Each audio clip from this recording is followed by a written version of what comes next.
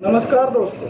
फाल्गुन मास की एकादशी पे बाबा श्याम का बहुत बड़ा मेला लगता है और उस अब की बार तो बाबा श्याम की इस एकादशी पर जो फाल्गुन मास में आई थी 22 लाख लोगों ने दर्शन किया था। देख रहे हो आप कितनी बड़ी संख्या है। एक रिकॉर्ड था अब तक का बाबा श्याम के मेले में, क्योंकि पहले जब मेला लगता था तो उस टाइम अभी बीच में बाबा के मंदिर को बंद कर दिया गया था। उसका कारण ये था कि पहले जब बाबा के दर्शन करने के लिए फाल्गुन मास के एकादशी पे कम से कम 15 से 16 घंटे लगते थे, क्योंकि बाबा के मंदिर में 3 ही लाइन थी और अभी मंदिर में 16 लाइन कर दी गई है, जिससे कि बाबा के दर्शन आराम से 2 या 3 घंटे में हो जाते हैं। चलो आज मैं आपको बाबा के इतिहास के बारे में जानेंगे, तो बने रहिए मेरे साथ वीडियो में अंत तक। कहानी शुरू होती है महाभारत के समय में, जब कौरवों ने पांडवों को लक्ष्य गृह में घेरने के बाद मारने का प्लान बनाया था। तो पांडव किसी तरह अपने आप को बचा के वहाँ से निकल गए थे।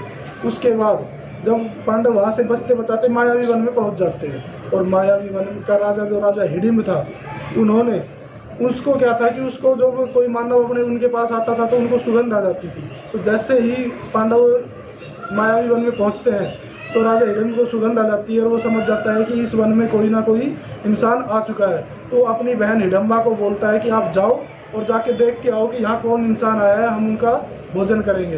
तो जब हिडिम्बा जाके देखती है तो पांडवों में तो वो भीम को देखकर बहुत ही ज़्यादा मोहित हो जाती है और वो भीम से शादी करने का विचार करने लगती है। ये बात जब राजा हिडिम्ब को पता लगती है तो वो आके बहुत क्रोधित हो जाते हैं और अपनी बहन को कहते हैं कि मैंने तो आपको इनको भोजन के लाने के लिए बोला था और तुम इन्हीं से शादी करने की बात कर रहे हो, ऐसा नहीं हो सकता है। उसके बाद में भीम और राजा हिडिम्ब में दोनों में युद्ध होता है और भीम हिडिम्ब को मार देता है। उसके बाद में हिडिम्बा और भीम दोनों आपस में शादी कर लेते हैं और उन शादी करने के बाद उनसे एक पुत्र की प्राप्ति होती है, जिसका नाम घटोत्कच होता है। अब आप सोचोगे कि मैं खाटू श्याम के बारे में बताने के लिए चला था और मैं कहानी कुछ और ही सुनाया जा रहा हूँ।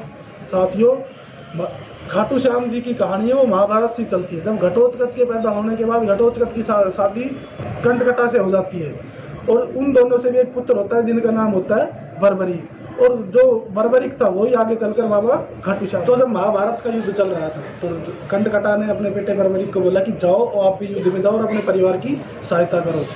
तो बर्बरीक अपनी माता को बोलता है कि मैं युद्ध में तो चला जाऊंगा, लेकिन मैं लड़ूंगा किसकी साइड से? बोला आप अपने परिवार की साइड से लड़ो।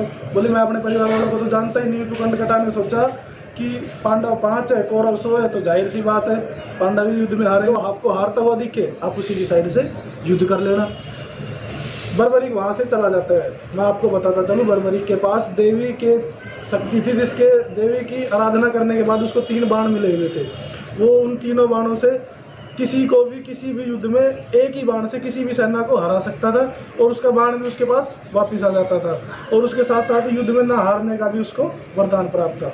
उसके बाद बर्बरीक वहाँ से युद्ध में चला जाता है और वहाँ पे जाके जब कृष्ण जी उनको आता हुआ देखते हैं तो वो सोचते हैं कि ये कौन आ गया और ये किसकी साइड से लड़ेगा। तो वो जाके बर्बरीक से बातें करते हैं। जब वो बर्बरीक से बातें करते हैं तो उनसे पूछते हैं कि भाई साहब आप कौन हो और कहाँ से युद्ध करने के लिए आए हो? तो बर्बरीक अपने बारे में सारा बता देता है कि मैं कंटकटा का बेटा हूँ और मैं यहाँ युद्ध करने के लिए आया हूँ, मेरी माँ ने मेरे को यहाँ पे भेजा है और जो भी हारता हुआ दिखेगा मैं तो उसकी साइड से लड़ूंगा। तो कृष्ण जी देखते हैं कि उसकी तरकस में तो सिर्फ 3 ही बाण है। तो वो बोलते हैं कि क्या तुम 3 ही बाणों से युद्ध करोगे? बोला हाँ, मेरे को तो कोई दिक्कत नहीं है, मैं 3 ही बाणों से युद्ध करूंगा और इसमें से भी मैं अपने जो मेरे बाण है वो मेरे पास वैसे के वैसे सेफ रहेंगे। तो कृष्ण जी उनको उसकी परीक्षा लेने के लिए बोलता है कि हम जिस पीपल के पेड़ के नीचे खड़े हैं आप इस पीपल में एक ही बाण से सारे पत्तों में छेद करके दिखा दो। तो बर्बरीक जब बाण चलाता है तो वो एक ही बाण में पीपल के सारे पत्तों में छेद कर देता है और वो लास्ट में वो एक बाण भी आके कृष्ण जी के पैरों की तरफ घूमने लगता है। उसके बाद में बर्बरीक समझ जाता है क्या था कि कृष्ण जी ने पीपल का एक पत्ता अपने पैरों के नीचे दबा लिया था। बर्बरीक बोलता है कि महाराज आप अपना पैर हटाइए, एक पत्ता आपने अपने पैर के नीचे दबा रखा है। तो जैसे ही कृष्ण जी पैर हटाते हैं वो एक बाण उस लास्ट पत्ते में भी छेद करते हुए वापस बर्बरीक के पास चले जाते हैं। कृष्ण जी ये देख के हैरान रह जाते हैं और सोचते हैं कि ये कह रहा है कि मैं हारे हुए की साइड से युद्ध करूंगा। अगर ये ऐसा करता है तो जब अगर पांडव हारते दिखेंगे तो ये पांडवों की साइड से युद्ध करने लग जाएगा, कौरव हारते हुए दिखेंगे तो ये कौरव की साइड से युद्ध करने के लिए लग जाएगा। ऐसे में तो युद्ध का कोई निष्कर्ष ही नहीं निकलेगा। उसके बाद में कृष्ण जी अगले दिन सुबह ब्राह्मण का वेश धर के उसके पास जाते हैं और उनको बोलते हैं कि मैं अगर आपसे भिक्षा में कुछ मांगूँ तो दोगे, तो बर्बरीक उसकी हाँ भर लेता है और वचन भर लेता है कि आप जो भी मांगोगे मैं भिक्षा में दूंगा। उसके बाद में श्री कृष्ण जी उनसे उनके शीश का दान मांग लेते हैं। बर्बरीक की सोच के अचंभित रह जाते हैं, लेकिन वचनों में बंधे हुए वो अपने शीश का दान श्री कृष्ण जी को कर देते हैं। इसीलिए खाटू श्याम जी को शीश का दानी भी कहा जाता है। श्याम जी का धड़ है वो हरियाणा के पानीपत जिले के चुलकाना धाम पे है, जहाँ पे उसकी पूजा होती है और वहाँ पे भी फाल्गुन की द्वादशी पर बहुत बड़ा मेला है। पौराणिक मान्यताओं के अनुसार खाटू जो गांव है उसमें एक गाय रोजाना गाय घास चरने के लिए जाती थी और शाम को वापस आ जाती थी। तो जब उस गाय का मालिक शाम को दूध निकालता था तो वो देखता था कि गाय तो दूध दे ही नहीं रही और ऐसा लगता है जैसे गाय का दूध किसी ने निकाल रखा है। ऐसे ही जब ये 4-5 दिन तक होता रहा, उसके बाद में जब वो मालिक को थोड़ी शंका पैदा होने लगी उसके मन में, तो वो उस गाय का पीछा करने के लिए चला जाता है। और जैसे जैसे उस गाय के पीछे जाता है वो देखता है कि गाय एक जगह जाकर रुक गई है और वहीं से उसके थन से गाय का दूध अपने आप निकल रहा है और धरती में जा रहा है और ऐसा लग रहा है कि जैसे उसका गाय का दूध कोई पी रहा हो। ये बात देखकर वो गाय का मालिक बहुत ज़्यादा आश्चर्यचकित रह जाता है और वो आके अपने राजा को ये बात बताता है, जो कि उस टाइम खाटू का राजा रूप सिंह था। जब राजा ये बात सुनता है तो वो उस गाय के मालिक की कोई बात का विश्वास ही नहीं करता है और वो खुद जाकर अगले दिन उस गाय को देखता है और वो राजा भी बहुत ज़्यादा अचंभित रह जाता है। उसी रात उस राजा के सपने में एक सपना आता है और उसमें वो बताता है कि मेरा नाम बर्बरीक है और वो अपनी पूरी कहानी महाभारत के टाइम की उनको सुनाता है कि मैं ऐसे ऐसे वहाँ उन्होंने अपना शीश का दान किया था और उसके बाद मुझे श्री कृष्ण भगवान ने आशीर्वाद दिया था कि मैं आपके श्याम नाम से पूजा जाऊँगा और कलयुग में, और अब मेरा अवतरित होने का समय आ गया है और आप उस मंदिर पे जाके अच्छे से उसी जगह पे खुदाई करना। जब अगले दिन राजा उस जगह को खुदाई करवाता है तो वहाँ से श्री खाटू श्याम जी का शीश है वो अवतरित होता है। तो खाटू श्याम जी का शीश राजस्थान के सीकर जिले के खाटू गांव में अवतरित हुआ था और खाटू श्याम जी के मंदिर की स्थापना सन 1027 ईस्वी में हुई थी, जिसको बाद राजा रूप सिंह ने करवाया था। और उसके बाद में सन 1720 ईस्वी में मारवाड़ के शासक के आदेश पर ठाकुर दीवान सिंह ने इसका दोबारा से पूरा का पूरा जीर्णोद्धार। पीपल का पेड़ आज भी कुरुक्षेत्र के बीड़ बलरान गांव में स्थित है, जिसमें आज भी छिदे हुए पत्ते ही आते हैं, है ना। कृष्ण जी ने बर्बरीक को एक वरदान दिया और बोला कि आप कलयुग में मेरे श्याम नाम से पूजे जाओगे और जैसे जैसे कलयुग बढ़ता जाएगा वैसे वैसे ही मेरी 16 की 16 कलाएँ आपके अंदर समाती चली जाएगी और आपकी हर घर में पूजा होगी। जैसा कि आप देखते हैं कि कलयुग में जैसे जैसे कलयुग बढ़ रहा है उसी प्रकार से खाटू श्याम में भी भीड़ बढ़ती जा रही है। ये सब श्री कृष्ण भगवान जी के वरदान का ही। जैसा कि आपने देखा होगा कि बाबा खाटू श्याम के मंदिर के ऊपर सिर्फ और सिर्फ सूरजगढ़ का निशान ही चढ़ता है, उसके अलावा किसी का निशान नहीं चढ़ता। जो आप पूरे साल मंदिर के ऊपर लहराता रहता है वो सूरजगढ़ का निशान ही होता है। कभी आपने सोचा है कि सिर्फ सूरजगढ़ का निशान ही बाबा खाटू श्याम के मंदिर के ऊपर क्यों चढ़ता है?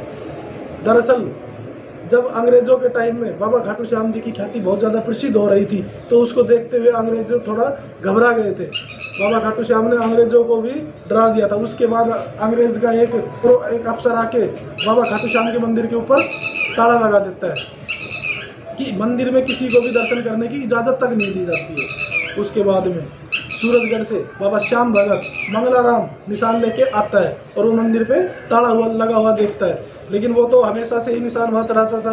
तो उसने बाबा श्याम जी के आशीर्वाद से मोर पंख से उसका ताला खोल देता है और वो मंदिर का ताला खुलने के बाद पूरे अंग्रेज शासन के साथ साथ सभी अचंभित रह जाते हैं। और उसके बाद खाटू श्याम मंदिर की कमेटी ने ये निर्णय लिया कि ये श्याम भक्त सूरजगढ़ का ही निशान बाबा खाटू श्याम के ऊपर चढ़ाया जाएगा। और जो सूरजगढ़ का निशान है इसके बारे में आपको बता दूं कि सूरजगढ़ से 11:15 बजे वो निशान उठा के वहाँ से चलते हैं और फाल्गुन मास की एकादशी को 11:15 बजे ही बाबा खाटू श्याम के मंदिर के ऊपर हर साल वो निशान चढ़ाया जाता है। और उनके साथ में जिस भी औरत की कोई भी मनोकामना पूर्ण होती है वो नंगे पैर वहाँ से सूरजगढ़ से और बाबा खाटू श्याम तक अपने सिर पर जलती हुई आग से सिगड़ी रखकर लेके आती है। और रास्ते में बारिश आए या कोई भी प्राकृतिक आपदा आए लेकिन उस सिगड़ी की आग कभी भी नहीं बुझती है।